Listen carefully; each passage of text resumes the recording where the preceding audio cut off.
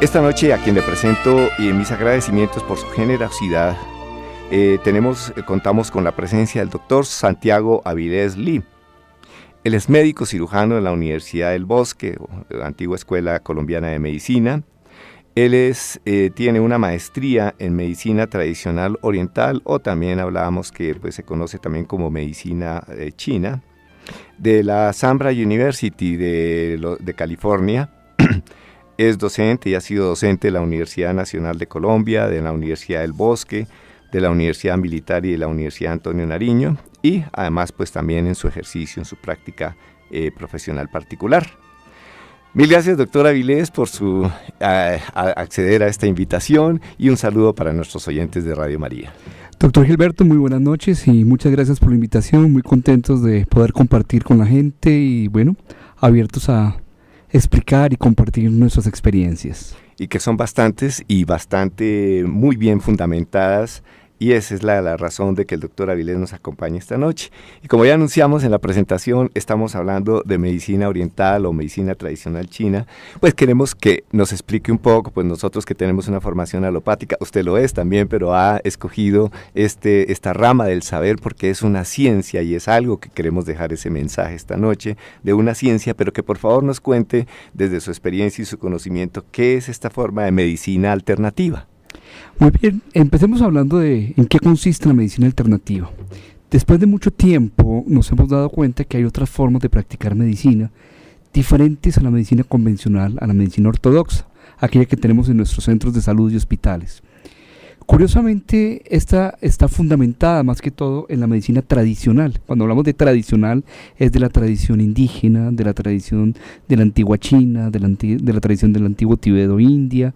De estas tradiciones comenzaron a traerse estas enseñanzas que muchas se han impartido a través incluso de sabiduría popular.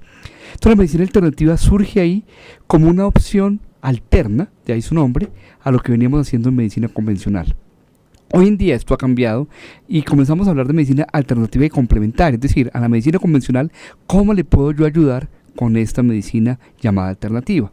Y de esta manera fuimos metiéndonos un poco más en el concepto de la medicina de integración o integrativa, en la cual ya no solamente apoyamos en algo, sino que las fuerzas de un lado y del otro están aunadas para ofrecer lo mejor al paciente.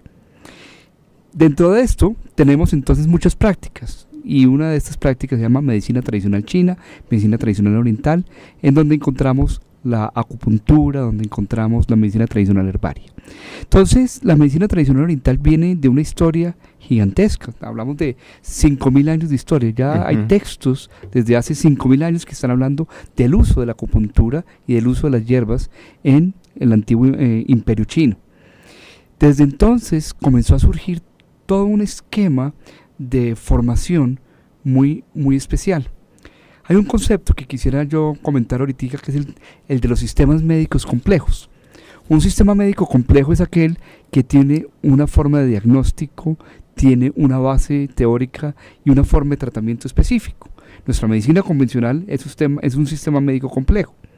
La medicina tradicional oriental también tiene una forma de ser sistema médico complejo porque tiene un cuerpo de conocimiento específico, una forma de hacer diagnóstica propia de ella y una forma de hacer tratamiento igualmente propia de esta forma de atención en salud.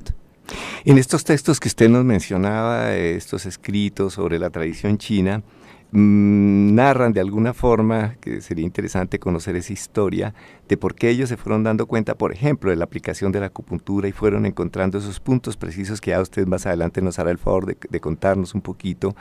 ¿Cómo se fue encontrando eso? ¿Hay evidencias en estos escritos, en esa tradición, de cómo el médico chino de hace 5.000 años atrás fue explorando y dándose cuenta que podía hacer algunas intervenciones y que eso estaba causando, o una relación causa-efecto con una enfermedad o lo que fuera, y su resultado? Sí, hay unos textos muy interesantes. El libro clásico que se llama El libro del emperador amarillo ya comienza a hablar de las formas de diagnóstico, de la relación con el medio ambiente. Una de las cosas bien importantes es que la medicina oriental es entender cómo yo me enfermo por una agresión o una forma inadecuada de relacionarme con el medio ambiente. Ese es uno de los distintivos importantes. Pero ya en estos textos antiguos comienzan a hablar de cómo comenzar a trabajar con agujas hechas de piedra y hechas de hueso. Y ya después, cuando entramos en la era del metal, pues se comienza a utilizar agujas de oro, de plata, de cobre, pero realmente los primeros escritos nos hablan de agujas de piedra y agujas de hueso.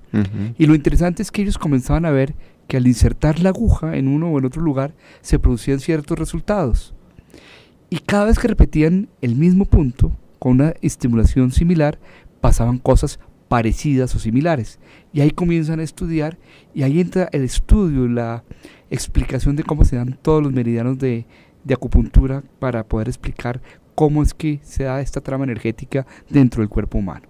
Y esos meridianos más o menos, como de cuántos años hacia acá los han ido como explicando, han ido configurando este saber de los meridianos, de estos contenidos energéticos que más adelante seguramente usted nos va a contar y nos va a hacer más claridad, pero como de cuántos años hacia acá se fueron dando cuenta de eso, porque es toda una ciencia. Esto es fue observar y analizar y dar un resultado. Digamos que obviamente no hay un método científico propiamente dicho en ese momento como lo concebimos hoy en día. Está el ensayo y el error y comienzan a estudiarlo. Ya más o menos se sabe que hace 2000 años el cuerpo de la estructura energética del cuerpo humano ya está determinado desde hace unos 2000 años para acá, es decir, estamos hablando de muchísimos años en lo que esto funciona. Y hoy con nuestra ciencia moderna, especialmente los franceses y en algo los alemanes, ya han corroborado científicamente la existencia de estos meridianos a través de puntos de menor resistencia eléctrica en los cuales se identifica que allí hay un punto y que este se relaciona con el siguiente y con el siguiente. Que de hecho hay como algunas formas también de diagnóstico de medicina alternativa que se basa en eso, ¿verdad? Que veo que colocan como electrodos o alguna cuestión, o no es tanto así el método diagnóstico. Para la medicina tradicional china no lo hacemos. En medicina tradicional china propiamente dicha no utilizamos ningún método diagnóstico externo, eléctrico o ningún aparato. Para quienes hacemos verdaderamente medicina tradicional china con toda su historia clásica es diagnóstico a través del pulso, diagnóstico a través de la lengua, diagnóstico a través del rostro, de los ojos y muy a lo que nos enseñaban en nuestra semiología de los franceses, que es oler hasta probar, ¿no? Que eso pues obviamente ya no lo hacemos, pero el oler, el probar, toda esta historia parecida a la escuela de Montpellier, ¿no? De la escuela de medicina de Montpellier, tiene muchas cosas parecidas, ¿no? Es la medicina que se practica en la cabecera del paciente y se aprende estando al lado del paciente, se aprende con un paciente. O sea, esto no se aprende realmente con simulaciones o con otras cosas, porque hay que estar allí, oler, mirar, escuchar, palpar. Eso es lo que hacemos. Es que el doctor Avilés menciona la palabra simulación porque en este momento o en esta época del desarrollo de la medicina, en la educación, estamos utilizando lo que llamamos los simuladores.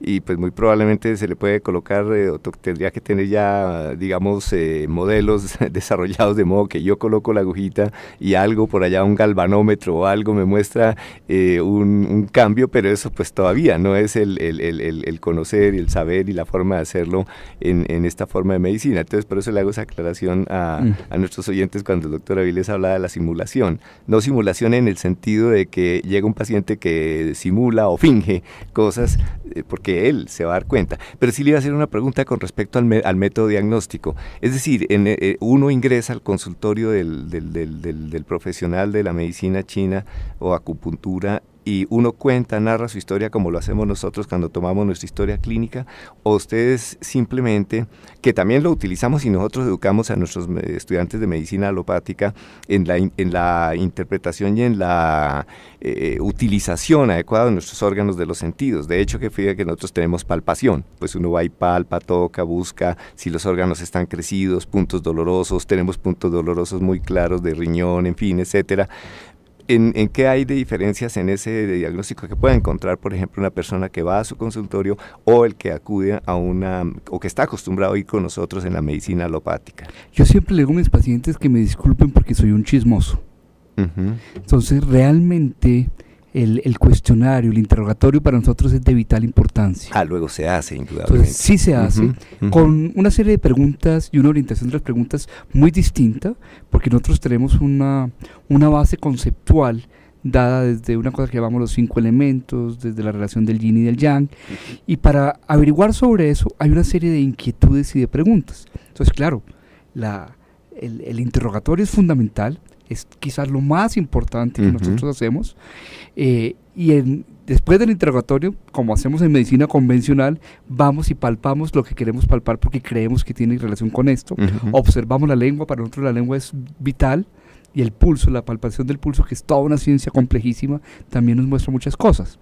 Sin embargo, yo tenía, por ejemplo, profesores en la universidad que hablaban exclusivamente chino, y yo estaba en una universidad que daba clases en inglés, y este profesor nunca le preguntaba nada a su paciente. ¿Observaba solamente? No, tomaba el pulso exclusivamente. Y él tomaba el pulso e iba escribiendo unas notas. Las notas no eran otra cosa que una fórmula herbaria.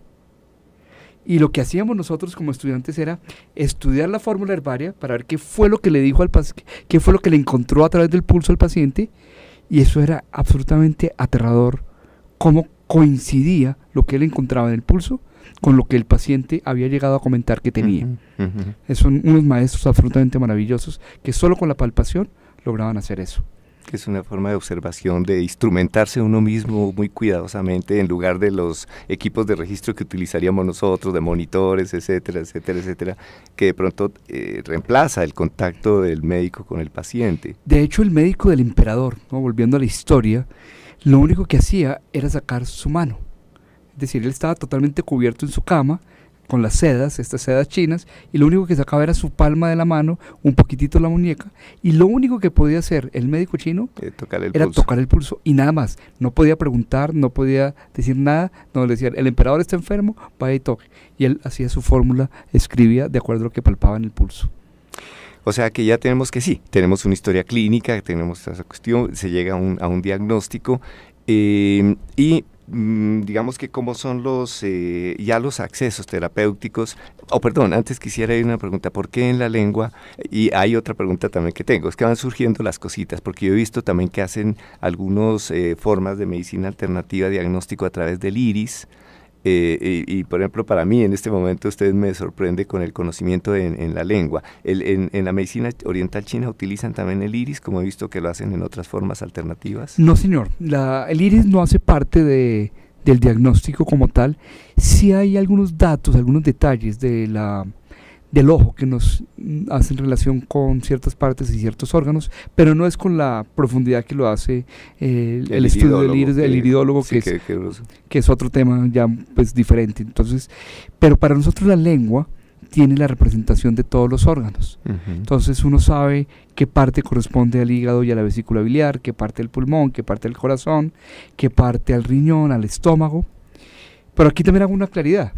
El riñón chino, el estómago chino, el concepto de pulmón chino no necesariamente es exactamente igual al concepto de pulmón, riñón, estómago que manejamos en medicina convencional.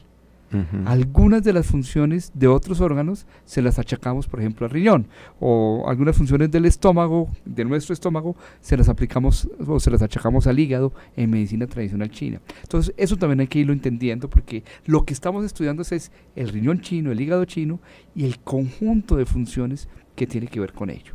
Que hay algo muy novedoso y que realmente se está retomando de todas formas en este momento, digamos, por ejemplo, lo que hablamos de atención primaria en salud, desde ya el enfoque de salud comunitaria y todo, habla nuevamente del ambiente, habla nuevamente de toda la parte ecológica, ya volvemos a lo mismo, a ver los determinantes en salud, porque de pronto la medicina alopática nos llevó allá por el descubrimiento de la tecnología y que empezó a verse resultados muy interesantes con lo tecnológico, pero que ahora a veces uno dice, son importantísimos, pero faltó algo, sigue algo más. Bueno, y quisiera, pues allí ya vemos un poco el diagnóstico, ya hemos visto el qué es, la esencia de la determinación, o nos quiere contar un poquitico más, aparte de la lengua, en el resto del organismo van descubriendo meridianos, alguna serie de cosas que he oído en algunas presentaciones de esto. A ver, digamos que el esquema sería un buen interrogatorio, Luego corroboramos el pulso. En el pulso nosotros tenemos en cada lado información. 9 diferentes pulsos. O sea, un pulso profundo, medio y superficial, y también en el pulso encontramos órganos. Hay un pulso para corazón, para riñón, para pulmón, para hígado. Eso los encontramos también en el pulso. Y hay un pulso que va a ser o resbaloso, o tipo tambor, o un tipo cuerda, en fin, eso hay básicamente 28 tipos diferentes de pulso en cada una de estas 9 posibilidades, o sea que eso realmente es toda una ciencia. Es una ciencia, es todo un cúmulo de conocimiento. Entonces si uno combina y de pulso, experticia para poderlo descubrir. Y si uno combina pulso con lengua, ahí ya tiene su principal esquema diagnóstico que corrobora obviamente con la parte del interrogatorio. Y ahí en el interrogatorio pues vamos a mirar, nosotros como mencionaba hace un rato, hablamos de los 5 elementos. Entonces tenemos el elemento fuego, el elemento tierra, metal, agua y madera. Pero entonces, por ejemplo, todo lo que sucede en primavera va a estar de alguna manera relacionado con la madera, con el elemento madera. Entonces hay una sintomatología de la primavera que aquí en nuestro país no es tan claro porque pues no tenemos las estaciones tan marcadas. Pero en los países donde hay estaciones, donde yo tuve la oportunidad de vivir, donde había estaciones y era claro, uno veía las enfermedades de la madera, las enfermedades del agua en invierno, las enfermedades de la tierra que son propias de lo que llamamos el verano indio, en fin, hay unas cosas bien interesantes que están ahí muy marcadas y que pues China siendo un país tan gigante y con toda esta influencia de estaciones, pues naturalmente era bien importante, ¿no? Tuvieron la oportunidad de observarlo. De alguna manera en lo que está conocido de nuestras formas tradicionales de la medicina nuestra, aquí del indígena que ha vivido en nuestro trópico, en esto, ¿ha podido encontrar que también ellos hagan alguna relación? ¿Si ha tenido esa información al comparar estas formas? Realmente sí, hay unas curiosidades de usos de hierbas que son similares aquí y allá, ¿no? Por ejemplo, el uso de la canela, que se considera como una hierba, que nosotros hacemos agüita de canela para las gripas y para ayudar a los gases también. Los gases y todo, exactamente. Anís y canela, que a veces les dicen agüita de canela al niño cuando tenía gasecitos. Exactamente, entonces esas pequeñas distensiones abdominales y demás se utilizan mucho en medicina china con usos similares.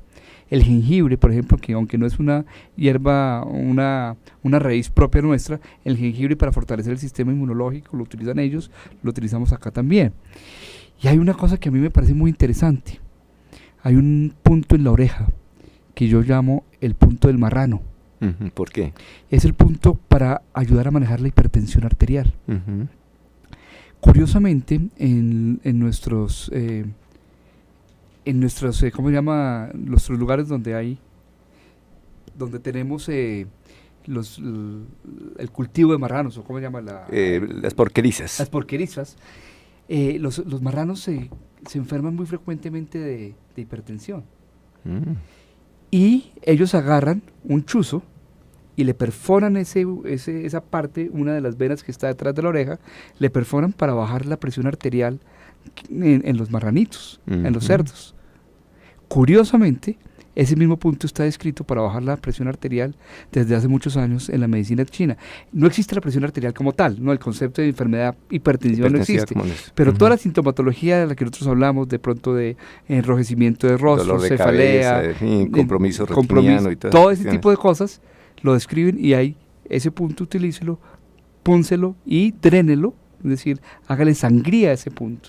Y al hacerle sangría a ese punto, vamos a lograr que baje la presión arterial. Pero que no es una gran sangría en el ser humano. No, son 3, 4 gotas. Lo que sale allí, sí, exacto. No es más, no es sangrar. Sí, no. Y lo mismo hacen con los cerdos. Entonces, eso es realmente fascinante cómo un campesino de nuestras ciudades sabe cómo manejar esa sintomatología y cómo una persona en el otro extremo también está manejando el mismo concepto. Porque sangrías abundantes se utilizaban en otro tiempo, y aún la sanguijuela y toda esta parte que utilizaban en la época más medieval. Más medieval, de otra forma de tratamientos que hoy día creo que no tienen ya ninguna aplicación, o no sé si de pronto todavía en algunas formas de nosotros utilizamos en medicina china mucha sangría, pero sangría de pocas gotas. De pocas gotas, microscópica. Microscópicas. No eso colocar sanguijuelas y todo No, como no, no, utilizaron no. antiguamente. Pero sí lo hacían, anteriormente sí lo hacían, está y en escrito. medicina tradicional china también lo hacían. Y casi que vino hacia la medicina técnica, tecnológica o nuestra, pues hacia Edad Media, pues no había todavía otros elementos, no había transfusiones, no había todas estas cuestiones, pues seguramente se utilizó como mecanismo de esto, y de ahí se van derivando los conocimientos poco a poco de cada una de las ciencias. Doctor Santiago, cuéntenos un poquito cuáles son sus aplicaciones de la medicina china, de la acupuntura en específico, porque ahorita vamos a comentar que usted me hablaba que también hay mucho de herbario, de tratamiento por farmacopea, no, sino se me fue la palabra, sí, farmacopea por china, por China, medicina herbaria. medicina herbaria, perdón, es lo que no encontraba, pero quisiera que la que más podemos aplicar, y usted nos contará ahorita por qué se aplica más la forma de acupuntura que no la forma de medicina herbaria, porque ¿cuáles son sus indicaciones importantes? Mencionábamos hace un rato que estamos hablando de un sistema médico complejo, es decir, la medicina tradicional oriental sirve para todo. Uh-huh. Cualquier cosa que nosotros queramos tener, cualquier tipo de alteración en el estado de salud física, emocional, mental, puede ser tratado con medicina tradicional oriental. Eso no quiere decir que debamos tratar todo con medicina tradicional oriental. Si yo tengo una persona que tiene una apendicitis, pues muy seguramente le voy a decir, ¿sabes qué? Yo sospecho que esto es una apendicitis, te vas para el servicio de urgencias y que ya se aseguren si sí o si no, y además de serlo, pues que te operen. Que te operen. Es decir, yo no voy a decir muchas de las enfermedades quirúrgicas y muchos de los avances quirúrgicos de nuestra medicina convencional, pues adelante, bienvenidos, hay que utilizarlos. Uh-huh. Entonces, nosotros utilizamos esto predominantemente en enfermedades crónicas, enfermedades autoinmunes, enfermedades de artritis y artrosis degenerativas o las mismas derivadas de las enfermedades inmunológicas. Utilizamos esto en la parte de hernias lumbares, hernias discales, cervicales también, es decir, cuando el disco de la columna se ha salido y ha generado dolor. Lo utilizamos muchísimo en diabetes, lo utilizamos también en problemas respiratorios. El asma es una de las cosas que uno ve unos resultados absolutamente asombrosos, tanto en niños como en los problemas bronquíticos crónicos de los adultos. Entonces, ahí hay un gran espectro. Tristemente, en nuestro medio se ha dicho acupuntura igual dolor. Sí, acupuntura es muy bueno para el manejo del dolor. Un dolor de cabeza, una cefalea tensional, un dolor de cabeza por tensión, eso definitivamente sirve y es muy bueno. Sin embargo, no es para lo único que sirve. Yo insisto en todas las enfermedades inmunológicas, no por la parte de dolor, sino por el control de la enfermedad inmunológica como tal. Y hay una gran cantidad de cosas que podemos utilizar allí.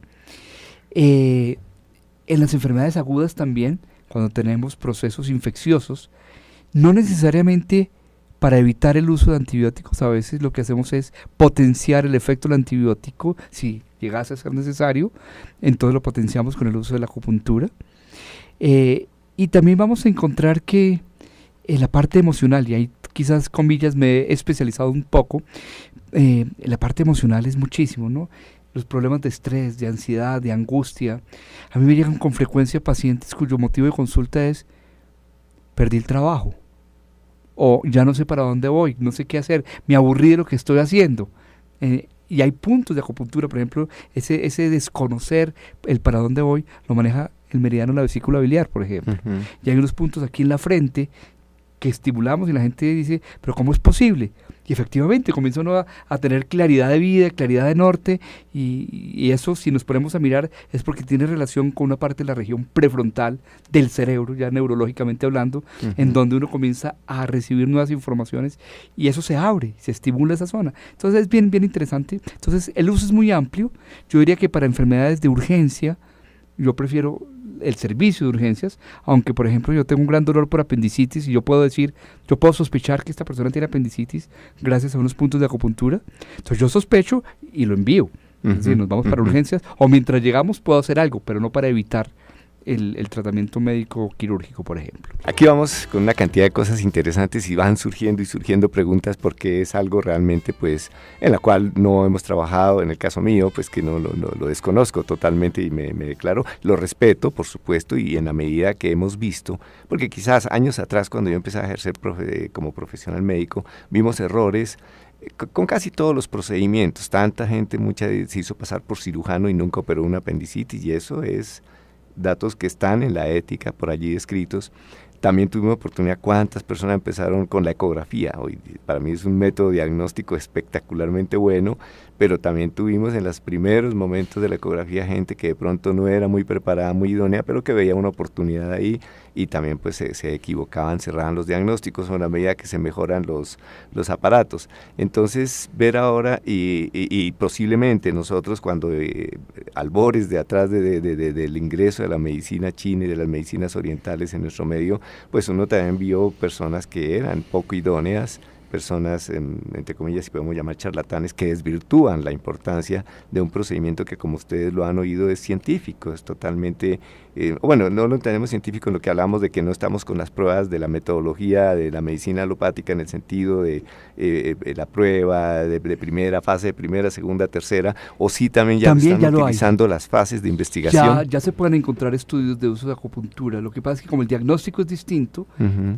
pues uno no puede decir que siempre va a colocar el mismo punto, porque mi dolor de cabeza puede ser un dolor de cabeza frontal, y entonces para ese dolor de cabeza frontal yo siempre doy este analgésico, por decir algo. Sí, más o menos uno sospecha, o migraña, y entonces están migraña, más o menos las drogas encaminadas a la migraña. Pero yo puedo tener una migraña de hígado, yo puedo tener una migraña de riñón, yo puedo tener una migraña de estómago, yo puedo tener, en términos de medicina china. Entonces, si yo manejo una migraña de estómago como si fuera de hígado, pues no voy a tener tan buen resultado.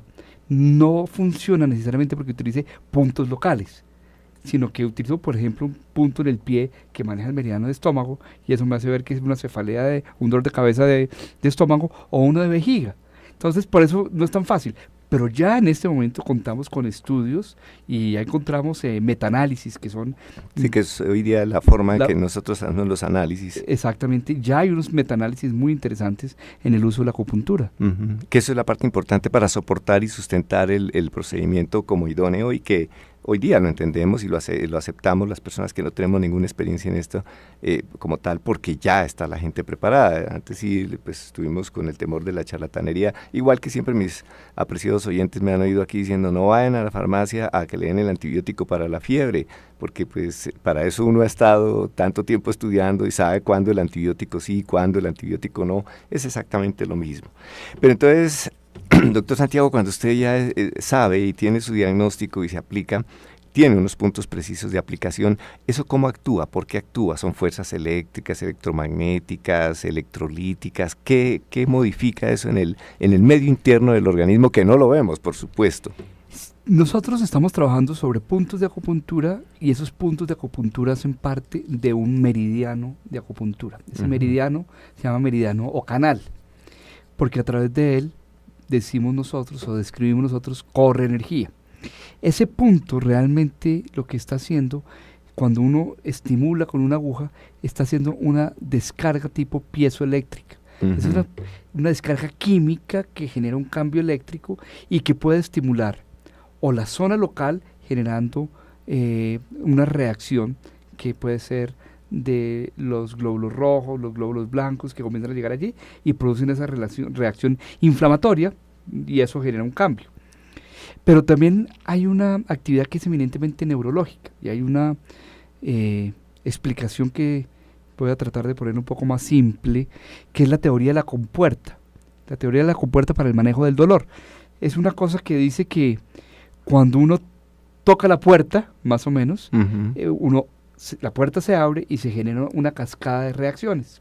Entonces, cuando uno coloca la agujita, está generando lo que llamamos la reacción de compuerta, que es la que sucede, por ejemplo, cuando, por decir algo, yo le voy a poner una inyección a alguien, y cuando le voy a poner la inyección, le doy un par de golpecitos. Toda la tensión neurológica del cuerpo se va a ese par de golpecitos que le di, esa palmadita, y yo coloco inmediatamente la inyección. Esta otra reacción no va a ser tan rápida y no va a ser tan dolorosa, la de la inyección, porque toda mi atención estuvo colocada en el otro lado.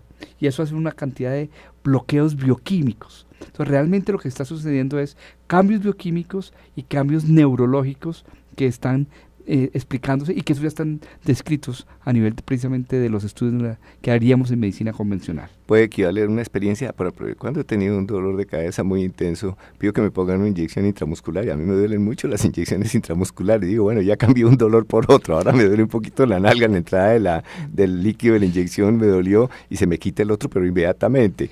Hay una relativa cercanía en eso. Exactamente, sí. Y por eso lo que uno hace es que tiene que ser muy preciso en la postura del punto, porque cuando uno empieza a tocar el punto y a masajearlo y a ver si lo encuentro, no sé qué, estoy generando teoría de la compuerta y bloqueo la reacción del punto antes de. Entonces uno tiene que ser un experto en conocer la ubicación, hacer la mínima estimulación el mínimo de estimulación no necesaria para ir con la aguja, colocar el aguja en el punto que se necesita y generar la reacción que estamos esperando. De pronto me voy a devolver en esta pregunta que le voy a hacer, que debía hacer del comienzo, pero me parece que es válida todavía y después comentamos otras cosas más alrededor del tratamiento.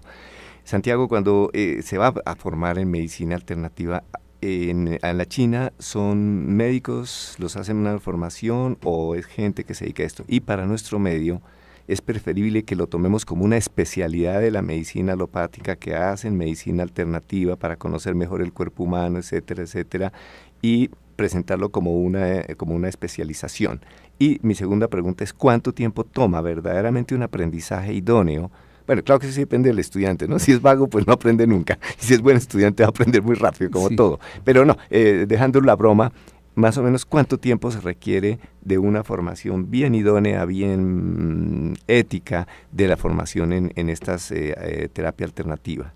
Bueno, curiosamente, para los otros países no se requiere ser médico, para la mayoría de países no se requiere ser médico para practicar medicina tradicional oriental. Es decir, en China no se requiere, en Estados Unidos se requiere tener una cosa que se llama formación en biología, el Bachelor in Biology, que es el que se ha formado en ciencias bioquímicas y biológicas para poder llegar a eso, pero en Colombia sí se requiere ser médico. Hay una legislación que es el 1164 que nos dice solamente los médicos debidamente graduados pueden hacer medicinas alternativas mostrando una formación idónea en el área específica. Entonces, no solamente se requiere ser médico, sino que se requiere ser médico el tiempo debidamente formado. ¿Y ese tiempo cuánto da más o menos? Y ese tiempo, por ejemplo, la maestría que yo realicé es toda una carrera, son 3 años de dedicación de tiempo completo. Es una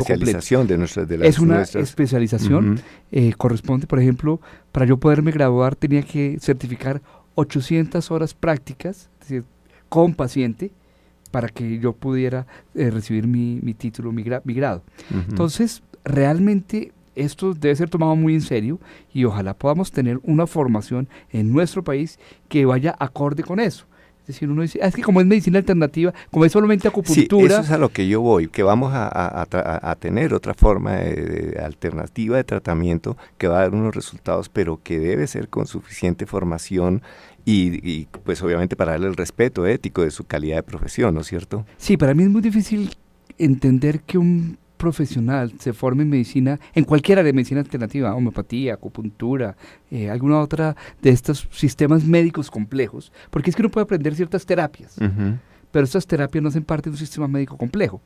Entonces uno en una terapia sí la puede aprender en 1 año, 6 meses, en un cursito de profundización, pero una formación en medicina tradicional oriental o en homeopatía requerirían de una formación realmente profunda de ver mucho paciente, porque es que esto es otro mundo. Yo digo que yo desaprendí todo lo que había aprendido en medicina convencional y volví después a unir las dos cosas para poder comprender. Pero en general esos son los procesos de aprendizaje, porque a veces uno con todo lo especialista y todo, hay veces que necesita aprender cosas nuevas, tiene que desaprender y volver otra vez a arrancar. Y eso es un proceso dinámico y activo y permanente. Entonces, así como en pediatría hacemos 3 años o 4 años, dependiendo de la escuela, pues aquí también tenemos que hacer una formación siquiera de 2 años de tiempo completo, aunque para mí 2 años de tiempo completo sigue siendo corto. Es corto.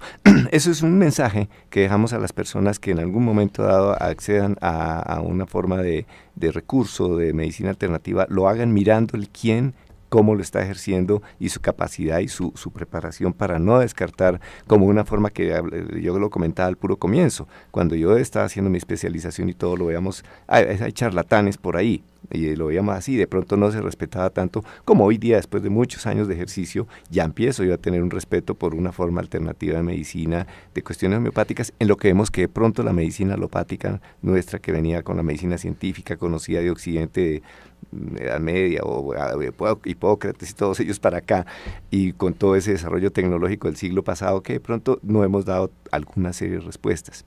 Yo quería preguntarle algo también, Santiago, ¿qué pasa, digamos, se pueden hacer tratamientos simultáneos, por ejemplo, un paciente con cáncer que esté en una quimioterapia, o la quimioterapia puede modificar las respuestas de la acupuntura, o son como hablamos, medicina complementaria, se pueden complementar las dos para manejar ciertos resultados de dolor, de evolución, etcétera, ya que se va mucho a lo inmunológico, porque tú lo has mencionado y ahorita explicamos un poquito el tema de lo autoinmune. Es muy importante abrirnos a esa posibilidad. Yo insisto en la complementariedad de estas prácticas, y por eso también es tan importante que quien practique lo uno conozca lo otro. Es decir, si yo estoy practicando acupuntura, para mí va a ser muy importante haberme formado como médico para entender qué está pasando conceptualmente. El cáncer definitivamente es una de las herramientas que nosotros vamos a utilizar. El manejo de los efectos secundarios, por ejemplo, las náuseas, la distensión abdominal, el dolor cólico, ese tipo de cosas lo podemos manejar muchísimo y ayudamos muchísimo desde la acupuntura. Incluso ya hay algunos centros oncológicos que recomiendan, no lo ofrecen, pero recomiendan, vaya y busque a alguien. Y el problema es que a veces terminamos buscando al que no es. Que ese es uno de los problemas. Mensaje de esta noche que para mí es claro. Es esa cercanía y esa complementación entre nuestras formas de manejo, pero recomendándole a la gente. Igual que también a veces uno se da donde médicos alopáticos que definitivamente, discúlpenme, pero que uno ve que no se está ejerciendo adecuadamente, o no puede uno aparecer con una especialización que no tiene en un momento dado. Exacto. Y entonces aquí la integración, la palabra más que complementariedad, yo quiero pasar a la integración. Excelente, es donde la otra persona y dice, oye, ayúdeme con esto, y yo siempre le digo al paciente, vamos a escuchar qué es lo que necesita tu médico tratante para que le apoyemos en lo que él está necesitando. Y eso es lo que hacemos, acompañamos ese proceso, de manera tal que, sí, quimioterapia es una maravilla, radioterapia también lo trabajamos.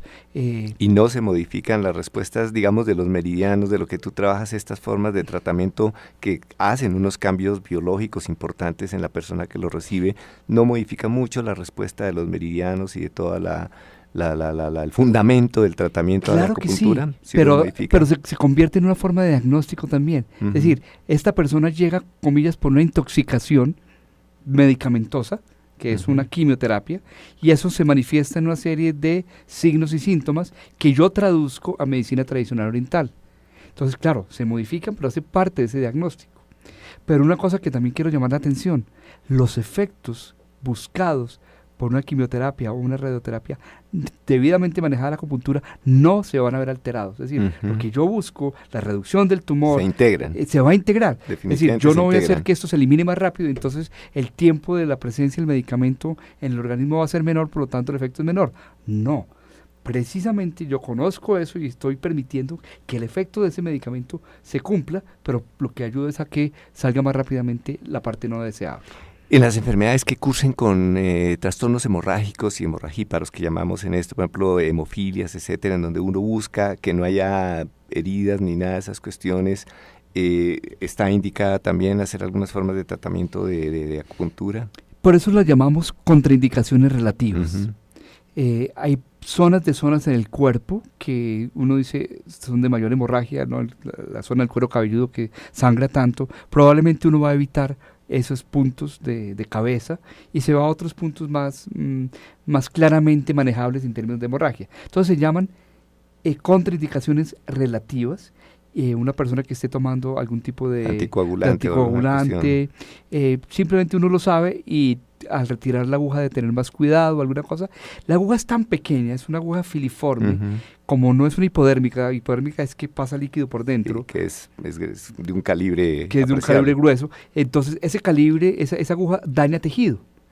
La aguja de acupuntura es tan delgada, tan firme, que no genera casi daño en el tejido, por lo tanto la posibilidad de sangrado es menor, obviamente, y uno deja hematomas, a veces dejamos hematomas y a veces le ha pasado a uno cosas que uno no busca, pero el paciente llega con el ojo medio negro, como si le hubieran dado un golpe, porque hubo un hematoma que además se produjo después incluso de retirada la aguja.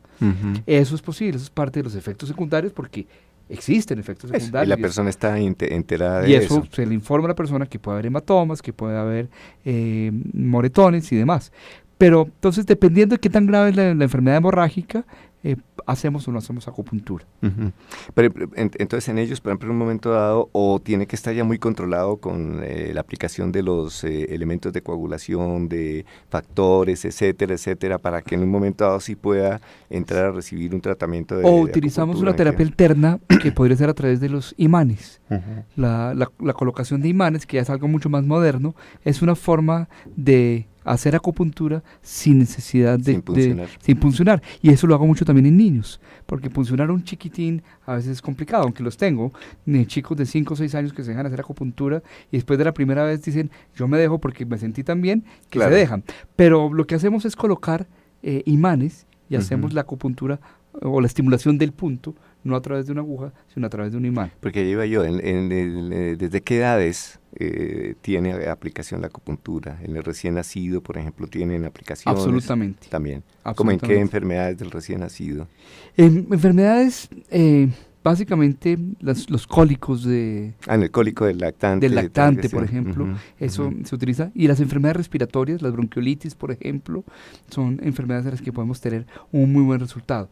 Y insisto, yo a este chico lo reviso y estoy seguro de que no necesita estar hospitalizado.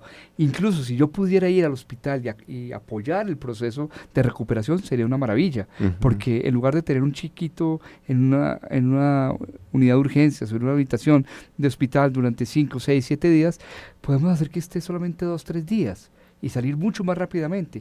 Eso sería un beneficio maravilloso para los padres, en todos sentidos. Y para el sistema. Y para el sistema en general es mucho más económico, por supuesto. Disminuir estancias hospitalarias con el riesgo de infección y que esos niños se infectan con una frecuencia. Yo que soy pediatra y los manejo, nos damos cuenta la frecuencia con que se infectan los niños que de bronquiolitis cuando ingresan al hospital. Si demoran más de 3 o 5 días, ya están colonizados y con riesgo de infección.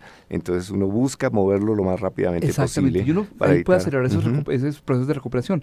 Incluso para unos padres que puedan estar 3, 4 días en un hospital dejando trabajo, con el riesgo laboral que esto significa. Indudablemente. Entonces, les dicen o atienden su hijo o el trabajo, y eso lo hemos oído multitud de veces que les dicen a las madres esto, o su hijo o el trabajo.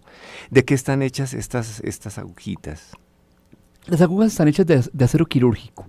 Estas agujas ideales vienen ya esterilizadas de fábrica. Hay algunas que vienen aguja por empaque individual o hay empaques de 10 agujas. Digamos, uno utiliza muchas agujas en el paciente, pues generalmente utiliza las agujitas que vienen en un empaque para 10 agujas. Pero deben ser esterilizadas de fábrica con un material que es acero quirúrgico y hay que ver que esta aguja sea muy firme, porque aunque el grosor sea el mismo, no todos los aceros son los mismos. Tristemente, las agujas chinas no son tan buenas. Son mejores las occidentales. Son mejores las coreanas o las japonesas, las que han hecho donde de acero la calidad del acero es distinto. Oro, que me parece que utilizan oro. Se puede utilizar, pero lo que pasa es que hoy en día, donde estamos siendo muy estrictos en que aguja utilizada, aguja desechada, claro. Pues desechar agujas de oro puede resultar un poco penoso y costoso. Entonces ya no utilizamos agujas de oro y definitivamente, por favor, y es un mensaje para los oyentes, no utilicen agujas recicladas, así sean comillas de ustedes mismos, ¿no? Que tómenlos y llévenlos y las ponen en la mesa de noche. Pues la mesa de noche está llena de cachivaches. Y todo, sí, ahí. Pero no es el sitio para... Entonces, aguja utilizada, aguja desechada. Y hay que seguir todo este sistema de aguja limpia, que esto lo tomamos de nuestra medicina convencional y así toca hacer su... Y en la habilitación de consultorios me imagino que eso es una exigencia de los centros de salud.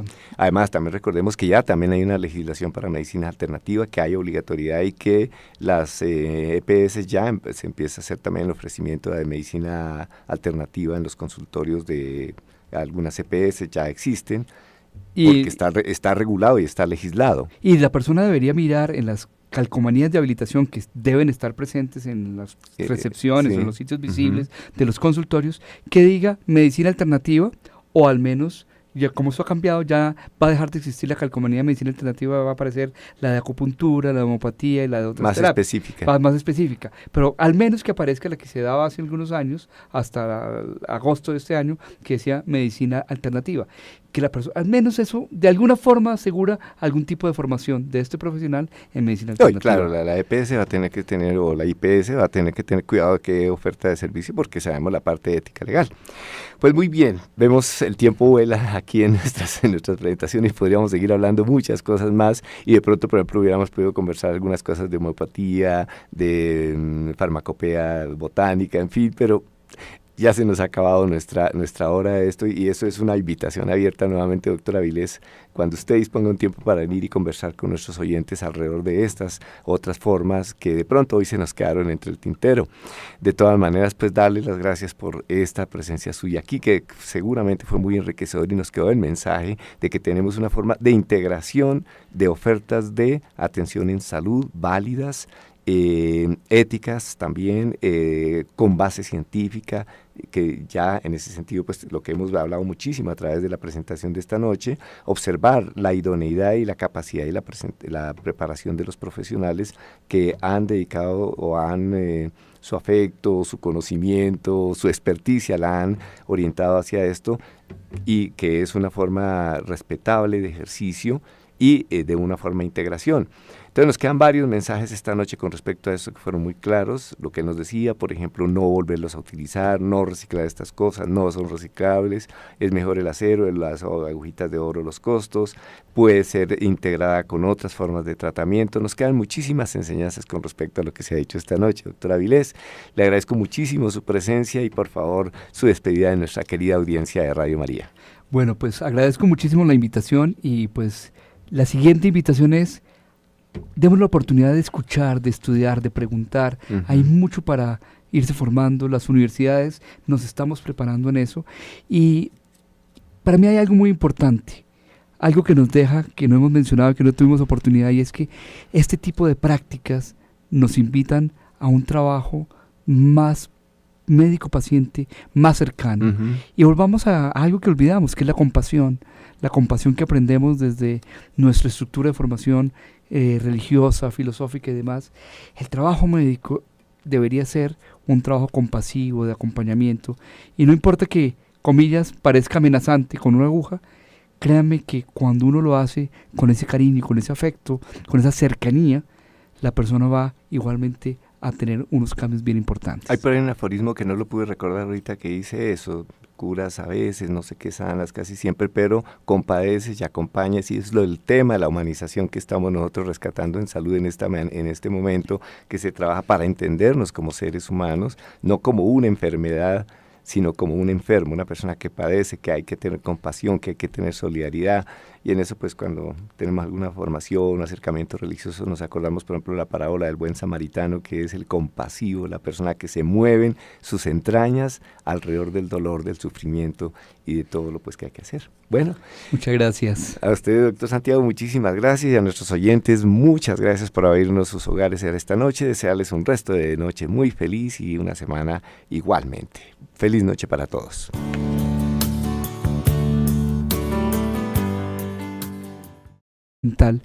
Es entender cómo yo me enfermo por una agresión o una forma inadecuada de relacionarme con el medio ambiente. Ese es uno de los distintivos importantes. Pero ya en estos textos antiguos comienzan a hablar de cómo comenzar a trabajar con agujas hechas de piedra y hechas de hueso. Y ya después, cuando entramos en la era del metal, pues se comienza a utilizar agujas de oro, de plata, de cobre, pero realmente los primeros escritos nos hablan de agujas de piedra y agujas de hueso. Y lo interesante es que ellos comenzaban a ver que al insertar la aguja en uno o en otro lugar se producían ciertos resultados, y cada vez que repetían el mismo punto con una estimulación similar, pasaban cosas parecidas o similares, y ahí comienzan a estudiar, y ahí entra el estudio, la explicación de cómo se dan todos los meridianos de acupuntura, para poder explicar cómo es que se da esta trama energética dentro del cuerpo humano. Y esos meridianos más o menos, como de cuántos años hacia acá los han ido como explicando, y han ido configurando este saber de los meridianos, de estos contenidos energéticos que más adelante seguramente usted nos va a contar y nos va a hacer más claridad, pero como de cuántos años hacia acá se fueron dando cuenta de eso, porque es toda una ciencia. Esto es fue observar y analizar y dar un resultado. Digamos que obviamente no hay un método científico propiamente dicho en ese momento, como lo concebimos hoy en día. Está el ensayo y el error y comienzan a estudiarlo. Ya más o menos se sabe que hace 2000 años el cuerpo de la estructura.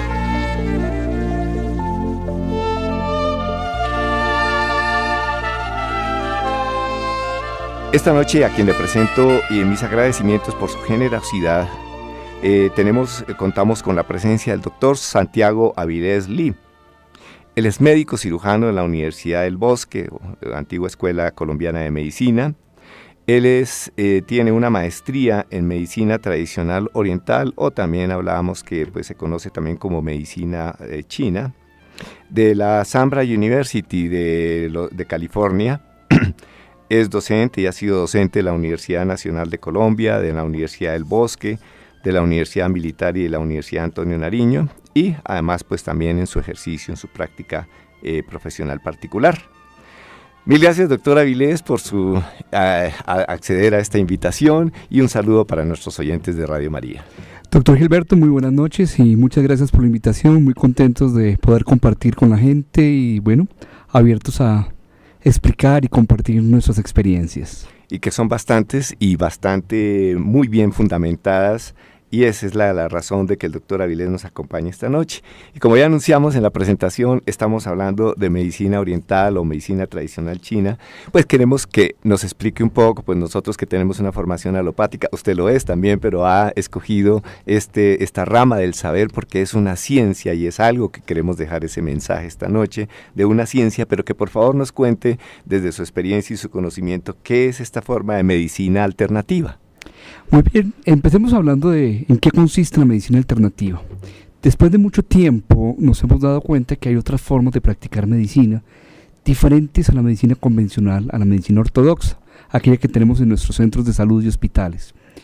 Curiosamente, esta está fundamentada más que todo en la medicina tradicional. Cuando hablamos de tradicional, es de la tradición indígena, de la tradición de la antigua China, de la tradición del antiguo Tíbet o India.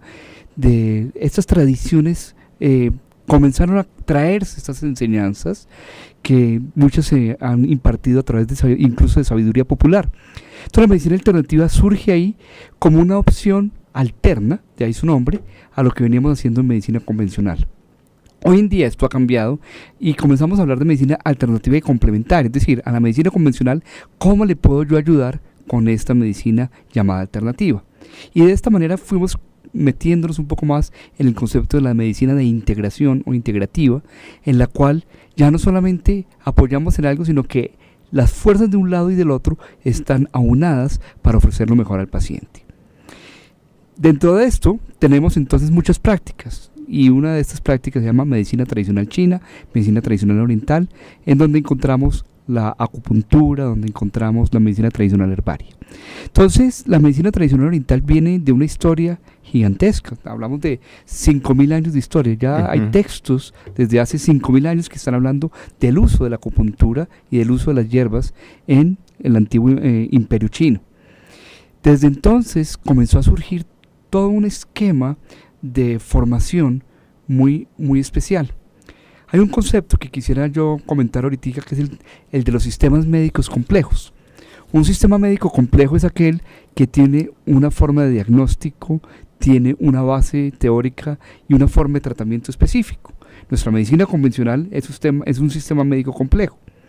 La medicina tradicional oriental también tiene una forma de ser sistema médico complejo porque tiene un cuerpo de conocimiento específico, una forma de hacer diagnóstica propia de ella y una forma de hacer tratamiento igualmente propia de esta forma de atención en salud. En estos textos que usted nos mencionaba, estos escritos sobre la tradición china, narran de alguna forma, que sería interesante conocer esa historia, de por qué ellos se fueron dando cuenta, por ejemplo, de la aplicación de la acupuntura y fueron encontrando esos puntos precisos que ya usted más adelante nos hará el favor de contarnos un poquito.